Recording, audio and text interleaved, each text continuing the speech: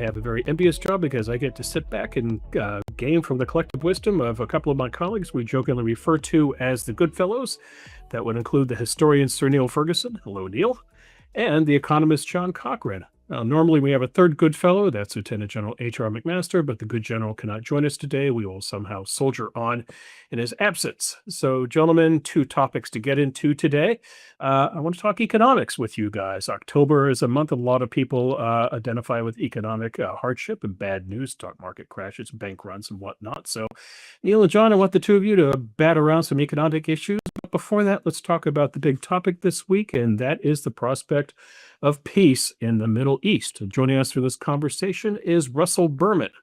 Russell Berman is the Walter A. Haas Professor of Humanities here at Stanford University. He is a Hoover Institution Senior Fellow, as are Neil and John. Russell also co-chairs Hoover's Working Group on the Middle East and the Islamic World. Russell, welcome to Goodfellows. Thanks for having me.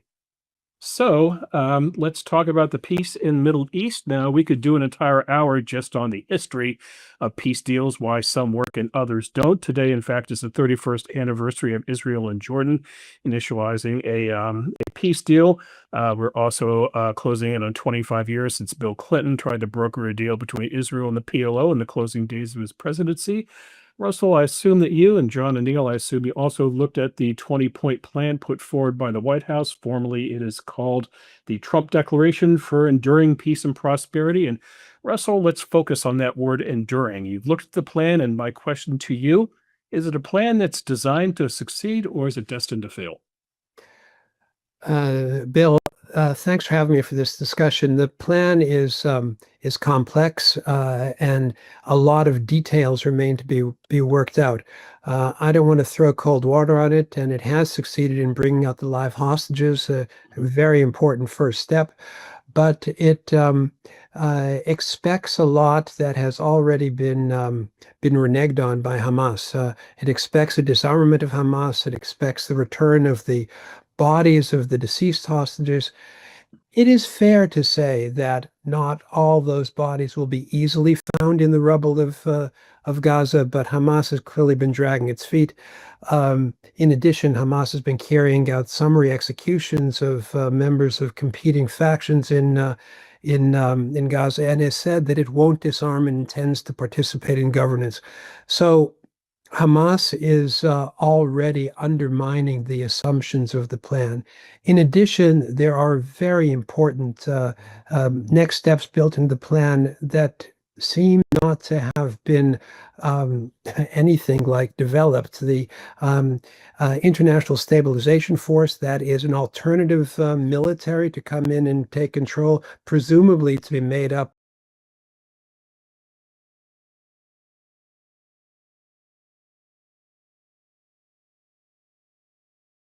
of soldiers from various Muslim majority countries, Arab countries, sometimes Indonesia is listed as well. I don't think this has been worked through. In addition, the notion of a technocratic government, a non-political government of the Palestinians, nice idea, but I'm looking for the dotted I's and the crossed T's, and they're not there. Gentlemen? Well, as the economist, I always looked at people's interest. I of course, was very glad to see it happen. And I think we'll talk a little bit. Neil has a wonderful article on why it happened, how in particular, in 1 week, we went from everybody's jumping over themselves to recognize the new state of Palestine to this deal. The Arab countries turned around. So that's an interesting part. But yes, let's look forward. And here looking at interest, I have to be a little pessimistic. Hamas needs to be defeated. And you can't, we could put in a technocratic force, I don't know, to run Denmark. But this is a place with one armed militia, very sadly, going out immediately to start the civil war and to kill as many as they can of the other sources of power that people are kind of hoping might rise and provide a civil society. So, you can't put in an international force, UN peacekeepers, when there's no peace. Someone has to defeat them. And so my worry is that it's in everyone's interest to just let this place rot. Israel doesn't mind if Gaza rots so long as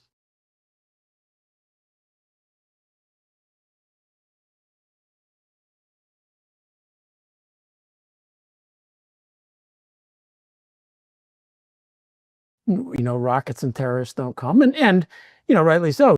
Nobody in Gaza wants them running it. The Arab countries, do they want to actually use the kind of force it's going to take to defeat Hamas and put some order in an anarchic Ganland?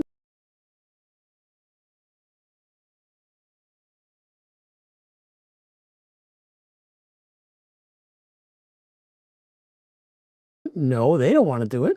So it's to everyone's interest to let it rot. So much for Mara Gaza and the lives, prosperity, and peace for the Palestinians. Can you get me out of this kind of discouraging view? Well, Neil, do you want to play the role of HR and be our optimist?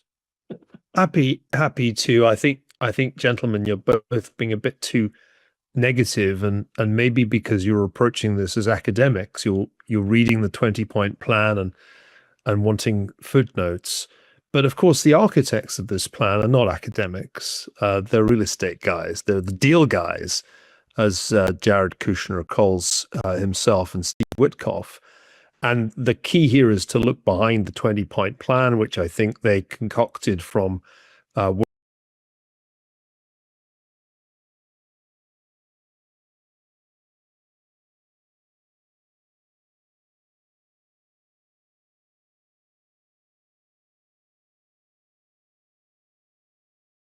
work that Tony Blair and his people did in the summer, and ask yourself, have the constellations of force changed in a way that is significant? And I think they have.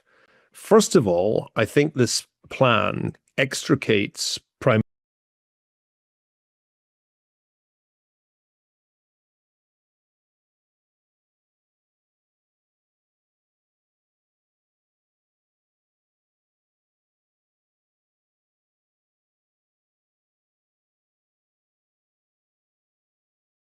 Minister Benjamin Netanyahu from a real cul-de-sac that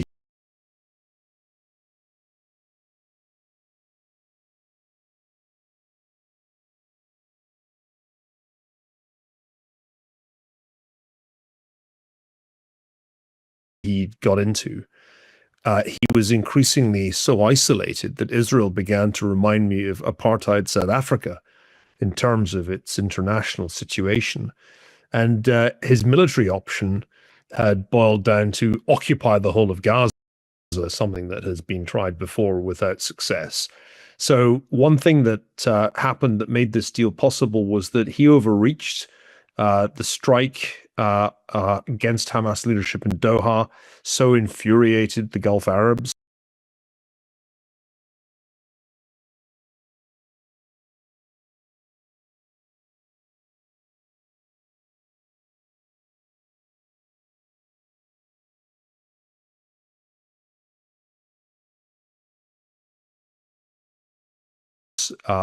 That it gave Witkoff and Kushner a way to put pressure on Bibi. And I think it's important to recognize that President Trump's able to do that in a way that I'm afraid President Biden just wasn't. More importantly, they were able to get the Qataris in particular to lean on Hamas to sign the agreement.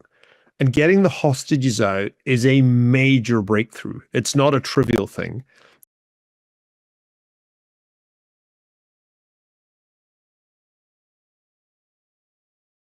It's really the whole point, because now that the hostages are out, then there's a very stark choice.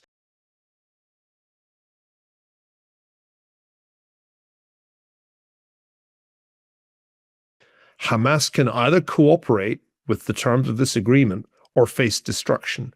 And what have they got now? They don't have any hostages, though they may have the corpses of the hostages they murdered. So I think it does change the situation quite profoundly. And I'll say one last thing.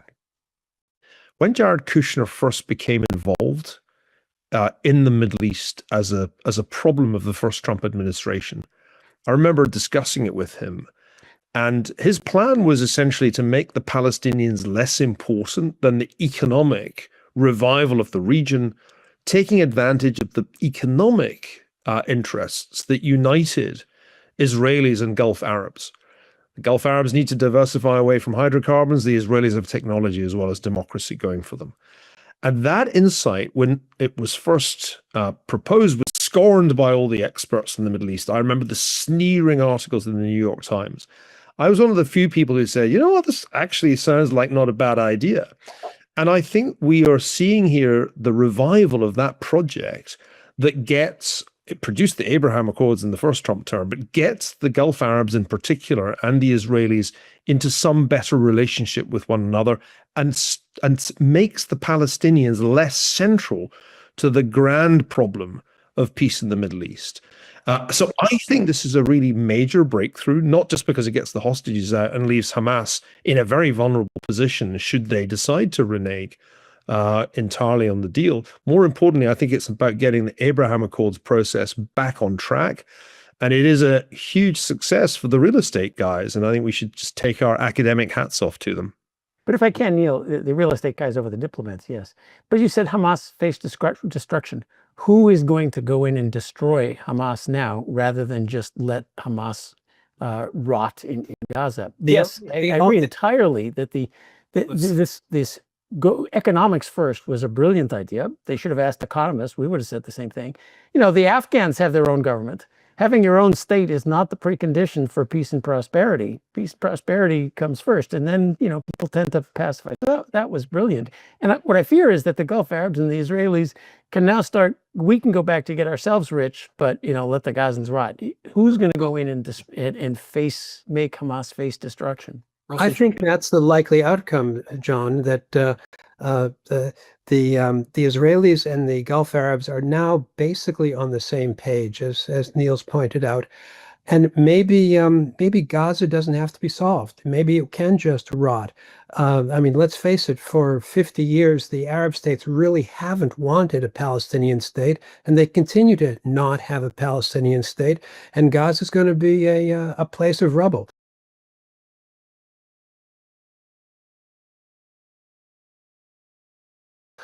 One question will be whether the Egyptian will let the Gazans emigrate.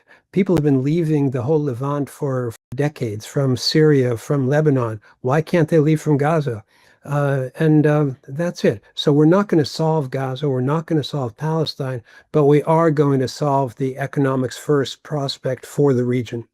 Yes. So what happened in Great Britain on July 5th, 1945? And I think Neil knows the answer. Professor Ferguson?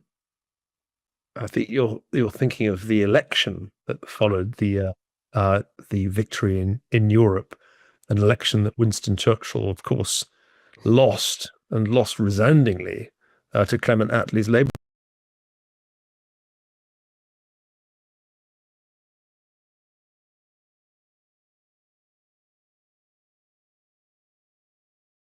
Party. Right. I mentioned this because Israel does not have an election until a year from now, October 27th. But I put this to the panel. Is Bibi Netanyahu in 2026 going to be Winston Churchill in 1945? Well, I certainly think he's in a very weak position. And this is a kind of Churchillian tragedy in the sense that he has, in all kinds of ways, improved the strategic situation of Israel in the course of his career. It was Netanyahu who had the idea that if you focused on Iran as the bête noire, as the real enemy, it would make it easier to build bridges to the Arab states, neighboring and non-neighboring. It's Netanyahu who has been the Bismarck of the Middle East, using blood and iron rather than fine speeches to impose Israel's dominance in the military domain. And if you think of the successes that he's achieved in the last 2 years, think of the decimation of Hezbollah, to take just one example. Think of the fact that Bashar al-Assad is no more, gone. It's a remarkable record. But like Bismarck, he has incurred the opprobrium of bien-pensant liberals who want to look down on him for his Machiavellian, devious domestic politics.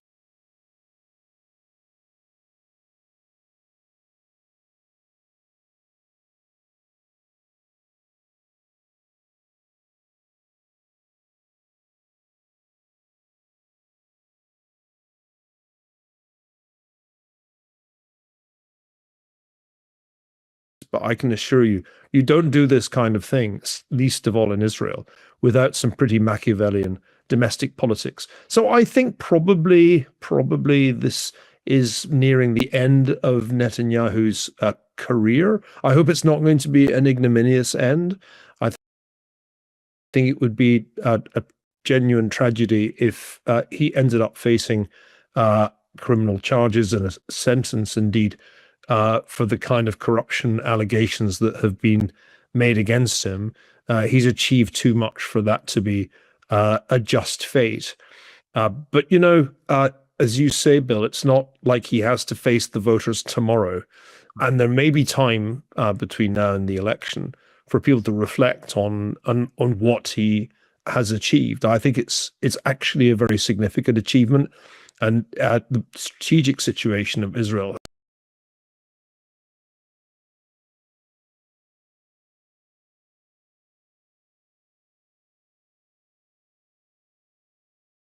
has been greatly improved, even if it's diplomatically looking quite isolated at the moment. I agree that the Bismarck metaphor is appropriate for what Netanyahu has achieved in reshaping the map of the Middle East and Israel's position in it. It's my understanding, though, that at this point his coalition is actually somewhat up in the polls in Israel, so it's not absolutely dire for him.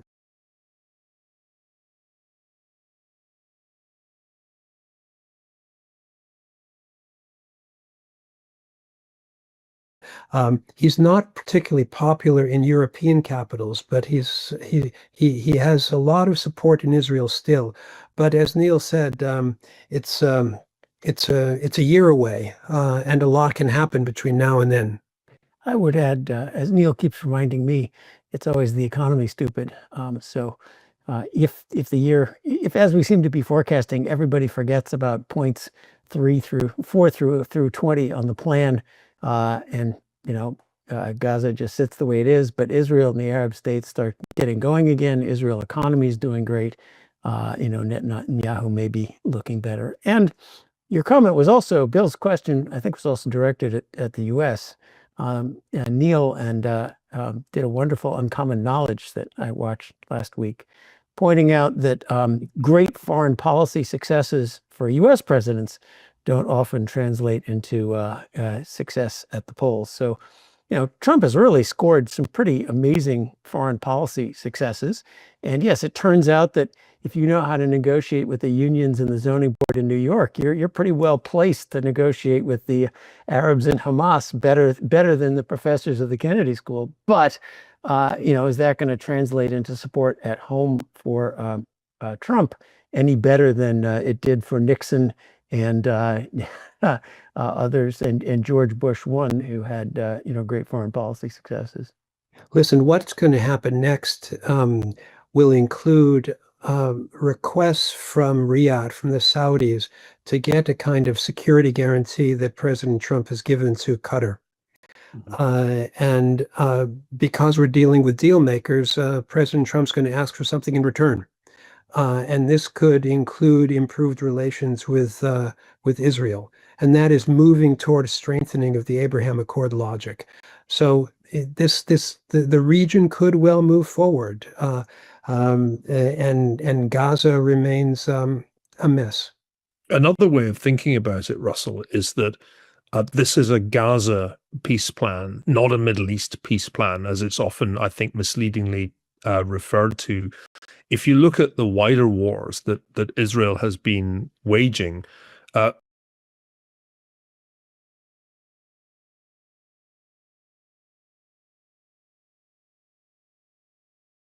and some people say it's been fighting on 7 fronts, most of those fronts are still very much active. The most important by far is Iran. Now, Iran was really brought to its knees by Israeli air defenses and then Israeli air offenses, reinforced, of course, by President Trump's authorization of the strike on the Fordo nuclear facility. But Iran is in the process of recovering. It is selling more oil than ever to China. And there is the sign, I think, the first signs of a recovery and of course, a reconstruction of its devastated air defenses. I don't think that Israel can let Iran simply repair itself when it had Iran at its mercy just a few months ago. So I think one has to kind of step back and look at the whole region and see that there's unfinished business. In Tehran, there's unfinished business also with the Houthis. Hezbollah has been devastated, but it's not gone, and it's perfectly capable of reconstituting itself in Lebanon. And then there's the question of what happens next in Syria. Is there a way of getting this new regime into the Abraham Accords kind of path, which I think is the idea that Witkoff and Kushner have been, and indeed Trump have been toying with. So there's a lot still to think about in the Middle East. I think anybody who says peace in the Middle East is coming is wrong. We're almost certain to have more conflict, especially between Israel and Iran. But I think the key thing was to stop Gaza being the focal point of all Because I get to sit back and gain from the collective empathy in Doha or anywhere else. And as President Trump said on social, and there is the sign, I think, the first signs of a recovery and of course, a reconstruction of its devastated air defenses. I don't think that Israel can let Iran simply repair itself when it had Iran at its mercy just a few months ago. So I think one has to kind of step back and look at the whole region and see that there's unfinished business. In Tehran, there's unfinished business also with the Houthis. Hezbollah has been devastated, but it's not gone, and it's perfectly capable of reconstituting itself in Lebanon. And then there's the question of what happens next in Syria. Is there a way of getting this new regime into the Abraham Accords kind of path, which I think is the idea that Witkoff and Kushner have been, and indeed Trump have been toying with. So there's a lot still to think about in the Middle East. I think anybody who says peace in the Middle East is coming is wrong. We're almost certain to have more conflict, especially between Israel and Iran. But I think the key thing was to stop Gaza being the focal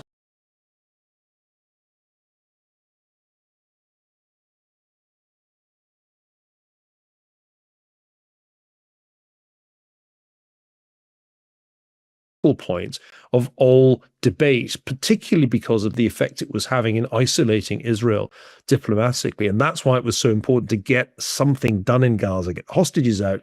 And now I think Hamas is in a weak position. I just want to go back to a question that John asked. What happens if Hamas completely defies the terms of the agreement? It will. Then I think they're in a much weaker position. They've suffered tremendous losses over the last 2 years. B, they control quite a lot less of Gaza than they did before, because under the terms of the deal, in effect, Israel controls half, slightly more than half of Gaza. And Hamas is carrying out its reprisals, its terroristic actions in only part of the territory that it used to control entirely. So I think if they flout things that they've signed up to, they're not going to get a lot of sympathy in Doha or anywhere else. And as President Trump said on social media just in the last 24 hours, if Hamas doesn't stick to the deal,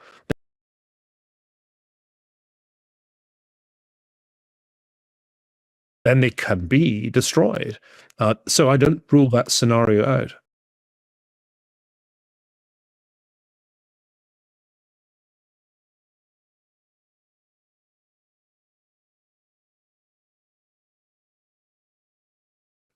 Well, you're certainly right, and we should emphasize the Abraham Accords are as much about let's all get together and counter Iran as they are about economics, which is a good sign of the Abraham Accords coming back. But I do, it will be interesting to see how things go in the half of Gaza that Israel keeps running, and hopefully that will be at least a model of things running a little better. But terrorist organizations depend on foreign funding. And Gaza has been, the Hamas has received all sorts of funding from foreign governments and the United Nations and all sorts of useful idiots. And I'm I'm cynical that they would not start pouring money in. Now, maybe not the Arab governments in this time, but certainly, wealthy people around there's wealthy people who hate Israel who will pour money in that Gaza will steal. The United Nations, and they'll come and pour money in and Gaza will steal it. So I wonder that Gaza will really be as cut off as you say, and who is actually going to go in with force and do anything about it? I think that's a hard question. In all the discussions about recognizing a Palestinian state that took place in Europe, everyone mouthed the notion that Hamas should be disarmed. The only force willing to try to disarm Hamas has been the IDF, the International Stabilization Force.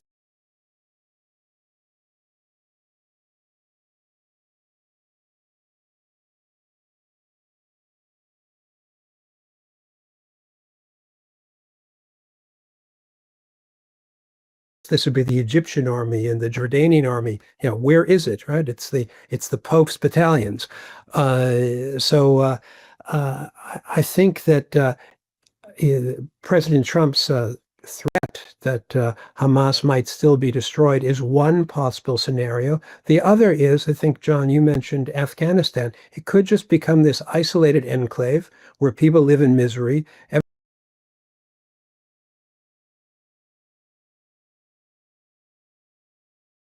Everybody's in agreement that life there is terrible, but nobody is going to decide to go in and let it rot. Now, there will be some funding. I'm not sure if the Qataris will continue to fund. Maybe they're high on the list of the likely donors.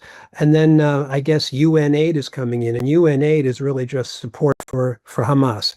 But it's not going to be a pretty picture there in Gaza, and the Gazans are one way or another going to get out. They'll buy their way out individually, as has been happening all along. But maybe it just won't be solved. I don't know if you saw the Trump tweet the other day where he said to Hamas, if you think about re-engaging in violence, we will come in and we will wipe you out. And then he said, end a message or something like that. Now, ordinarily, Hamas might look at that and laugh, but this is a president who unleashed bombers on Iran's nuclear facilities. So, Russell, how pivotal was that attack on Iran in terms of pushing forward this peace process? Of course, it knocked out the foundation of the axis of resistance. But as Neil pointed out, it's not gone. It's trying to rebuild. The Middle East is the gift that keeps on giving. In Lebanon, in Syria, in Yemen, and Iran. All of that suggests to me also that when elections come in Israel, it's not as if the alternative to Netanyahu is going to be a peace candidate. The Israeli left has disappeared.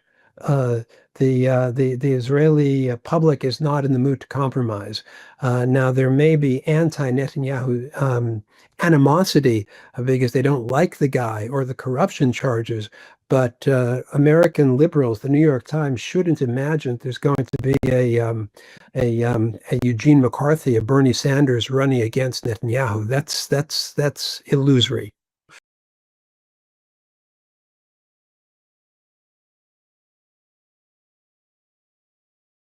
Let's go back to the Abraham Accords and the idea of the Middle East moving forward. Russell, I'm curious as to your thoughts about how the Abraham Accord, and John, this is going to get into economics, how it's going to transform the region in terms of, and Neil has referenced this in terms of, for example, moving off fossil fuels, but how can the Accords both change the region economically, but also culturally? Is there going to be a cultural change in the Middle East? Maybe what is pushing the economic model, the Abraham Accord model, inexorably forward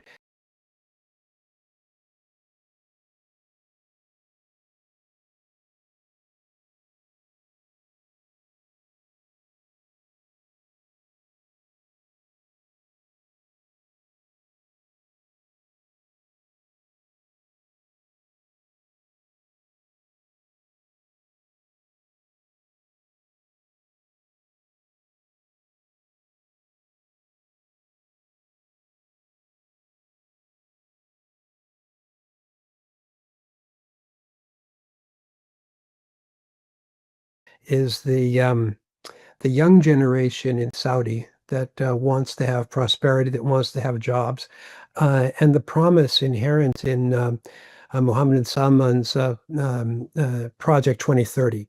There's a vision of a prosperous region that would stretch from the Gulf up through Israel. Gaza could have been a linchpin in this.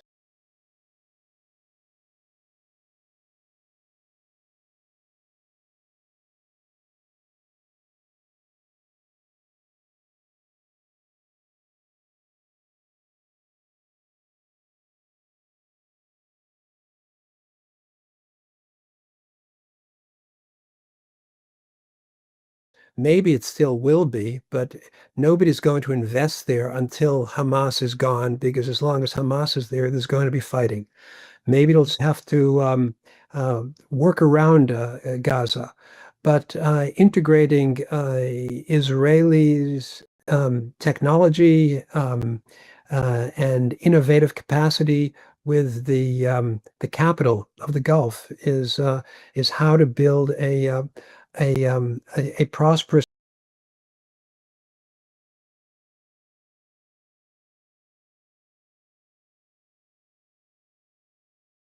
region. There's a kind of irony here that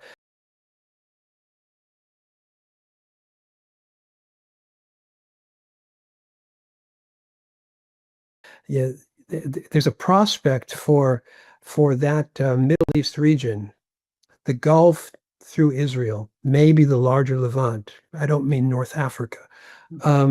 Maybe that region could really flourish in the current decades, while we're watching the former colonial powers really decline with zombie economies and an incapacity for governance. Think of France, think of the UK.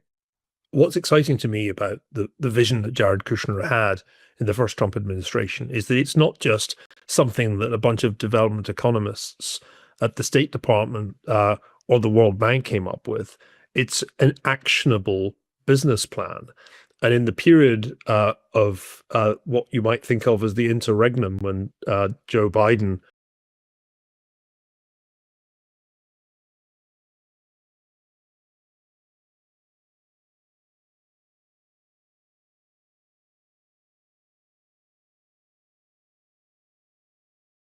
was nominally president, what was Kushner doing? Well, with Affinity Partners, he was building an investment fund, raising money from the Qataris and the Saudis, and investing that money in things like Israeli defense companies. So although that gets criticized, not least in the New York Times, because having left government, you're supposed to just kick your heels, minding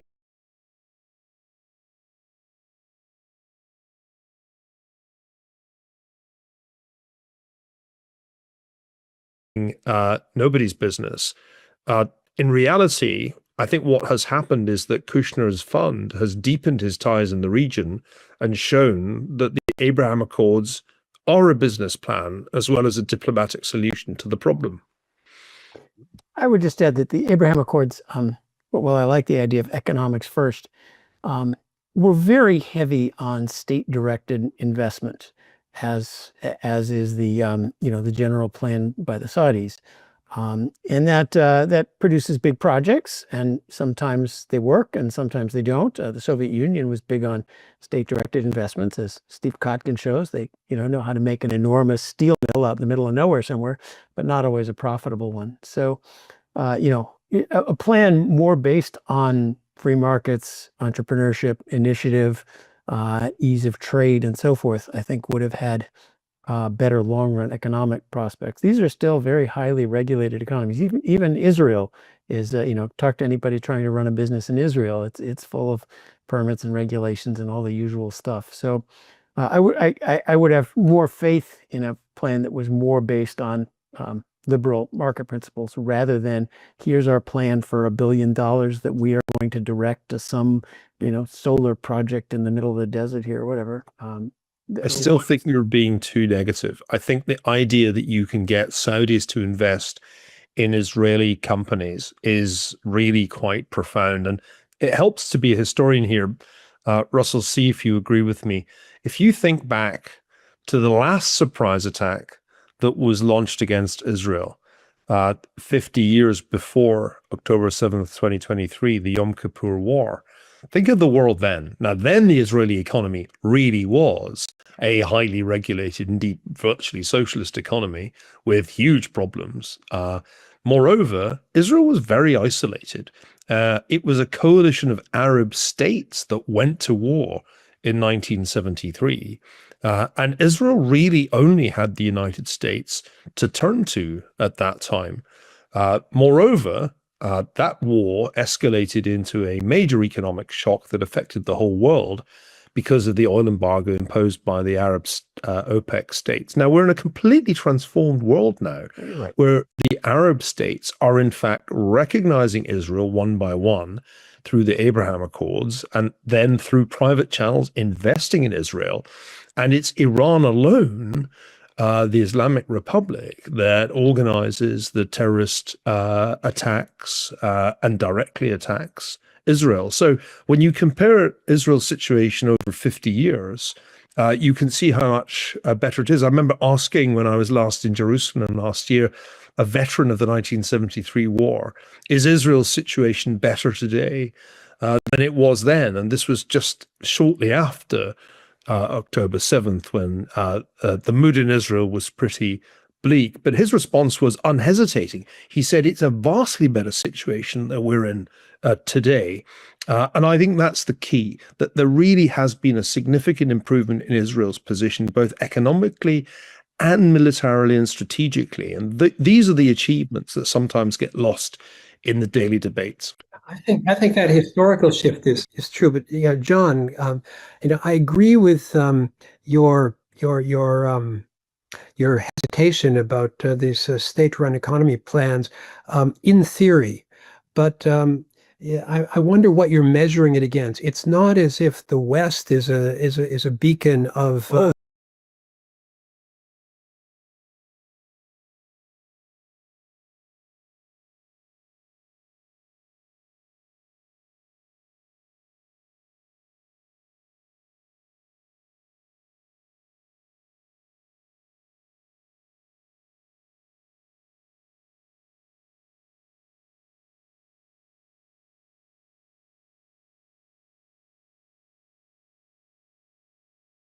Yeah. free market either. So this is about maybe as good as it gets in the world today. No. Your policy is the metric.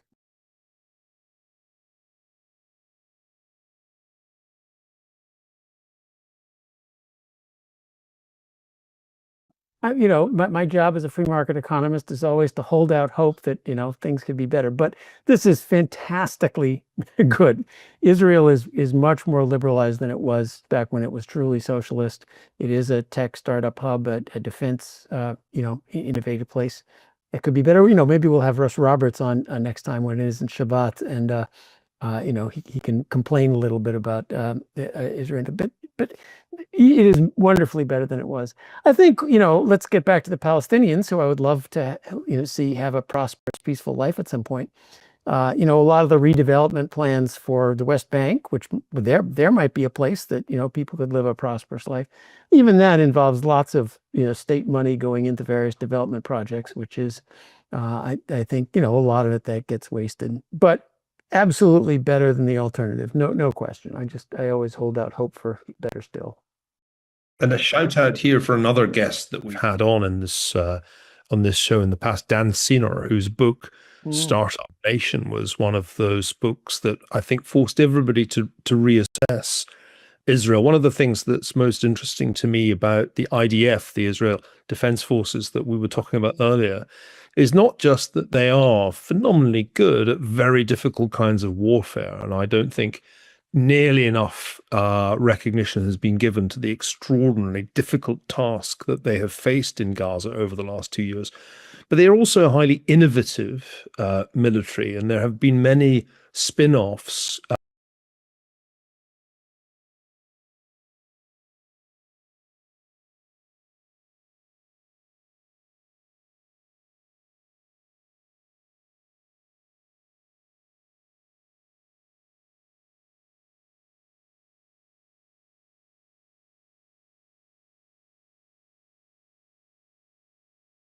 commercial companies that have come out of people who served in the IDF, understood some of the challenges and saw technological solutions to them.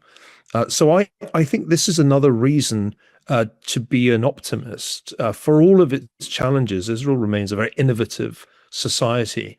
And maybe that's because it constantly has to fight for its survival. But I'm an optimist that they'll continue to be a place that generates innovation and attracts capital. And if that capital starts to flow from the Gulf, because the Gulf states realize that they can't base their future on extracting hydrocarbons, then that seems to be the economic underpinning of this Abraham Accords process that Jared Kushner originally envisioned. Now, I mention him one more time because I think he has not received anything like the recognition he deserves. On the contrary, I think he's been the recipient of some of the nastiest press that I can think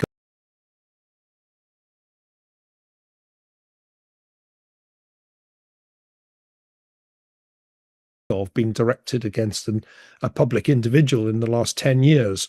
But if you read his book, which is really very good, it gives an account of where the Abraham Accords